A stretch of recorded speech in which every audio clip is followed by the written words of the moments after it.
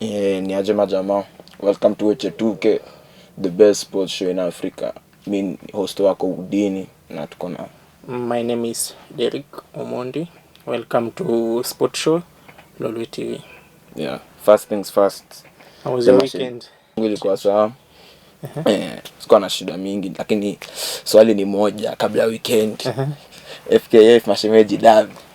Yeah. Mashemeji Derby went down this weekend. Ulienda? Singeweza kukosa. That was a big game. And nilitoka kama nimefurahi. Julia predictions zako zilikuwa Gor Mahia wanaenda kushinda na walishinda convincingly actually. I stuck on Gor Mahia and they never disappointed. Top scorer Omala kijana achi kufunga. Sasa ameshafika 5 goals already.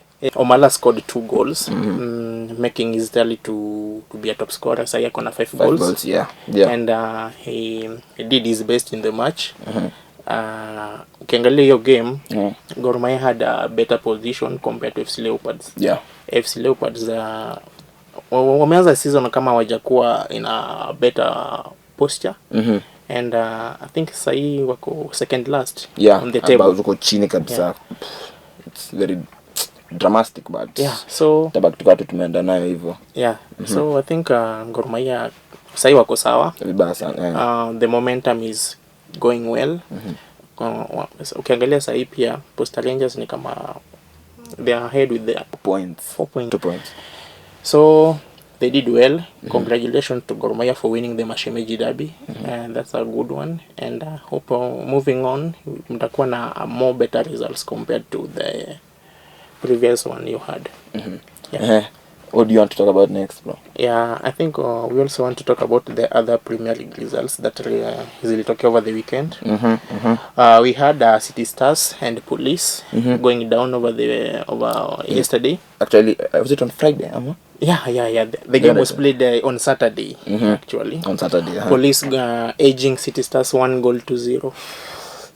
I think predictions zetu zilikuwa actually ukiangalia our last episode, we predicted Police to win.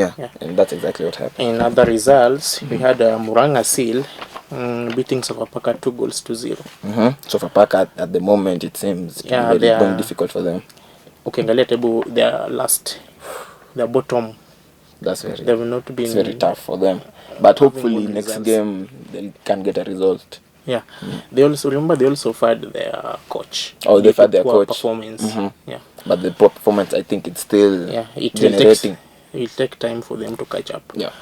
In other result as well, we also had Ulinzi edging Kariobangi Sharks 1-0. Another tight game. Another very tight fixture there.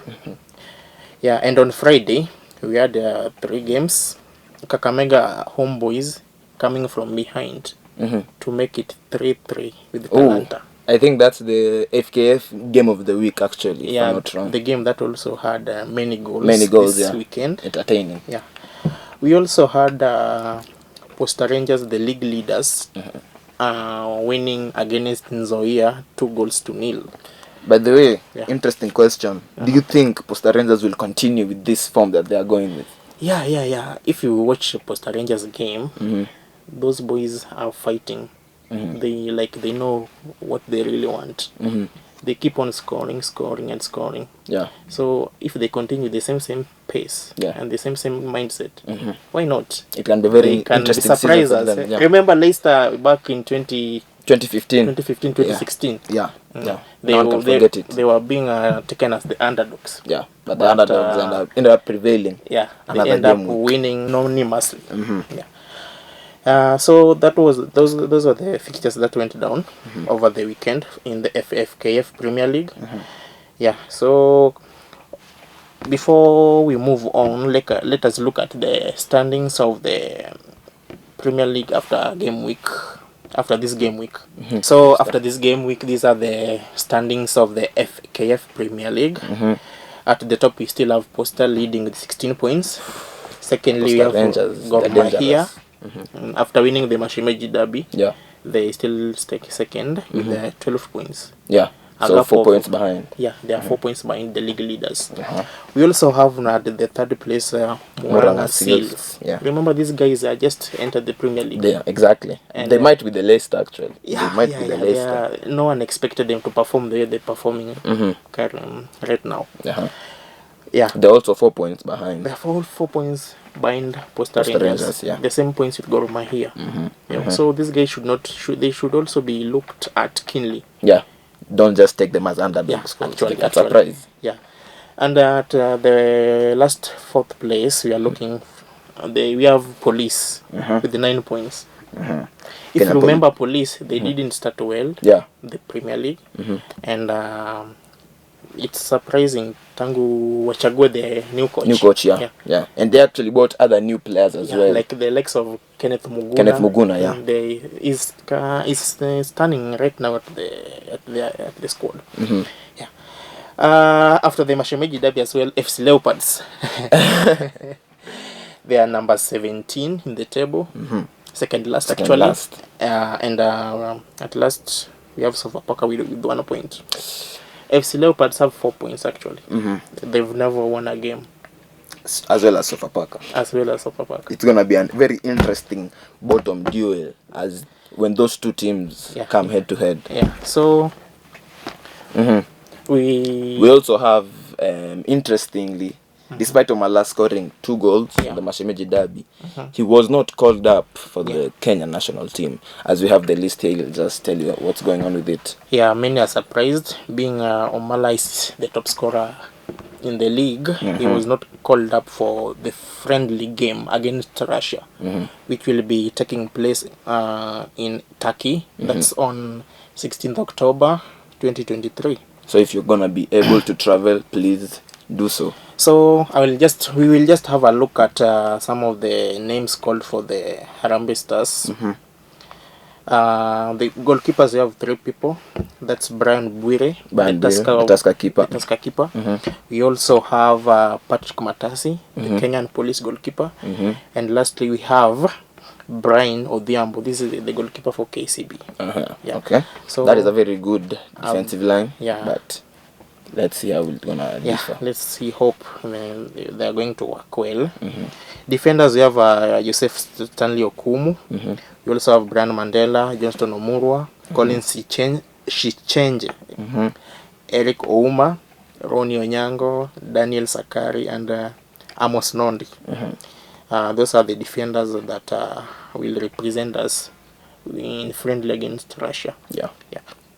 In the midfield, we have Richard Odada. He's been stunning. Yeah. We have Anthony Akumu. We have Kenneth Muguna. We have Alpha Onyango. We also have Ayub Timbe, Ovela Ochieng, and Clifton Mihezo. He's from FC Leopards. That's a very strong midfield as well. And the attackers, we have Masudi Juma. We also have Michael Olunga, Moses Shuma, the guy from Kakamega Boys, and Alfred Scriven. That is a very good squad. Yeah, so let's hope they represent us well and get the win. Yeah, actually. So according to you, maybe we'll just have a quick look. Who do you think should have been called to the squad apart from Omala? Yeah. I think another standout player I've seen this season is Gor Mahia's Austin Odhiambo.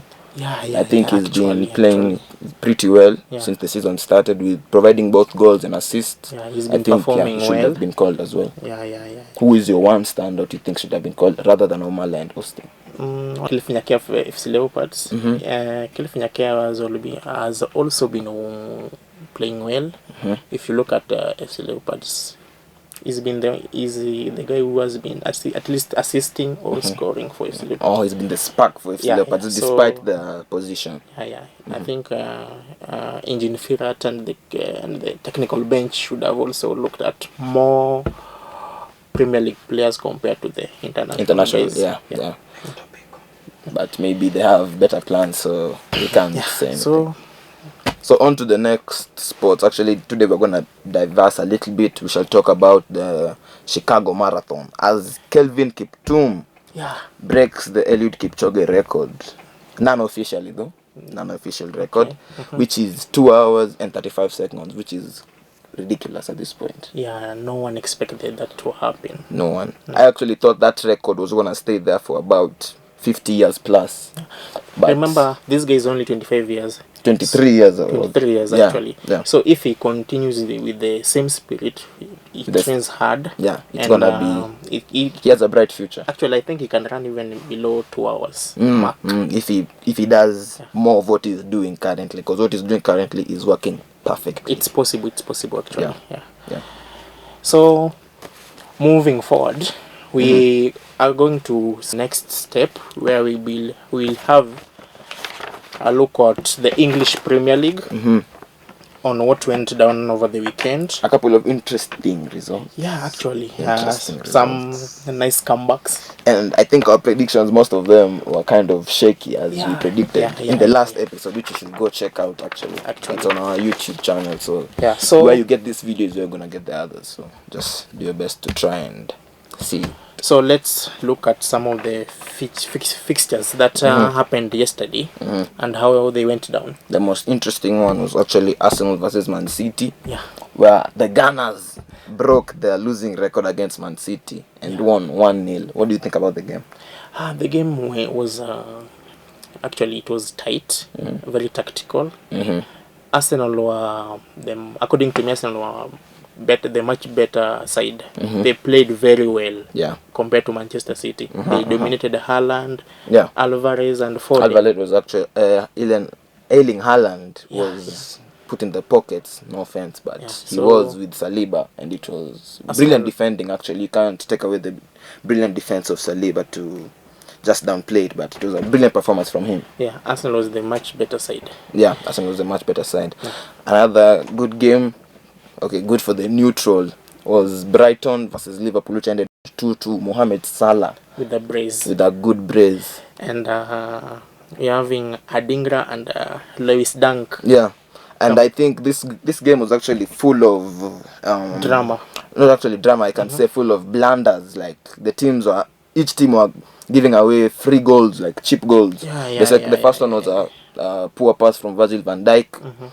Then Dunk's goal was a front post defending that didn't really go to plan, and he was just left free open. What's your take about the penalty? I think it was a penalty for sure. It was a sure penalty, but I think it was just a good decision. There was no card needed because he wasn't actually facing the goal, so he wasn't going to shoot, he was going to pass it probably. Okay. So I think that was a good call. And the other game was West Ham versus Newcastle. A good game actually as well.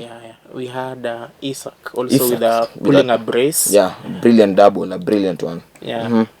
Actually, Newcastle have been very outstanding in the latest fixtures after beating PSG 4-1. Because actually they have met, we can say, difficult opponents, and they have done pretty well. Even without the likes of Wilson. And Botman as well was injured. So these guys they're showing they're the real men. They need to do it. They're saying they can do the top 4 thing again this season. But let's see how it's gonna go. West Ham, the new signing Mohamed Kudus got the late win. His first goal. His first Premier League goal, which was a very good game.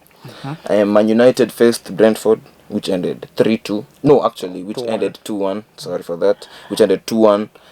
Super sub Scott McTominay, the Scottish man himself, comes in the 87th minute and scores 2 goals to give Man United the brilliant win. What do you think about the game? Actually, he gave life to Erik ten Hag after suffering a sequence of defeats of the Premier League match. We also had Manchester United fans complaining about the first goal they conceded against Onana. They felt like Onana didn't do enough to prevent the goal, the shot from entering in. But at last they've gotten their win, which was, I think, undeserved, but a very late win. But at least it will give them some emphasis on going forward. Actually, your team itself, Chelsea, finally got more than 4 goals in a match. Yeah. I'm just joking.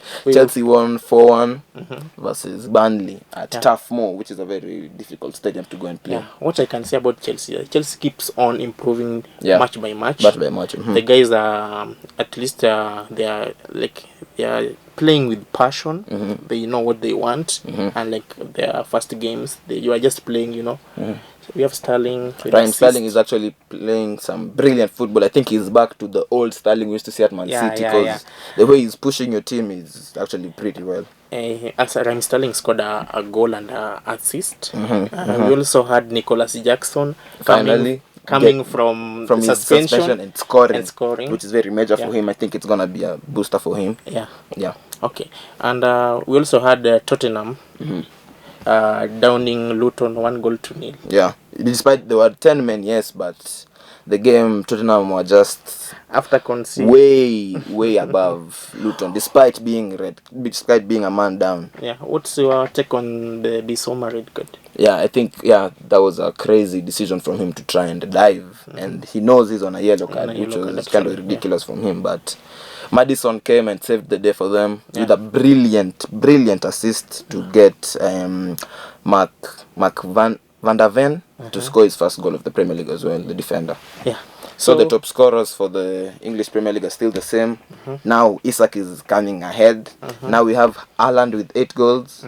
And leading Son and Isak both with 2, which means they have 6 goals each. Yeah. And then taking a look at the table after the game week, the last game week. Yes. We'll still have Tottenham topping the table with 20 points after 8 games. Arsenal coming second with 20 goals after 8 games as well. With 20 points. 20 points, sorry. We also have Man City with 3rd position after losing to Arsenal yesterday, 18 points. We also have Aston Villa at the 5th place with 16 points after 8 games. At the bottom, we have... actually not at the bottom, at the 10th place of Manchester United with brother Chelsea at 11th place, 12 points and 11 points respectively. So we're winding up. Today has been a very good show as well. Don't forget to subscribe to this channel to get better content from us. This is Weche Tuke and I'm your host, Derek. And I'm your co-host, Houdini himself. Thank you for tuning in. See you on Friday for more updates. Peace.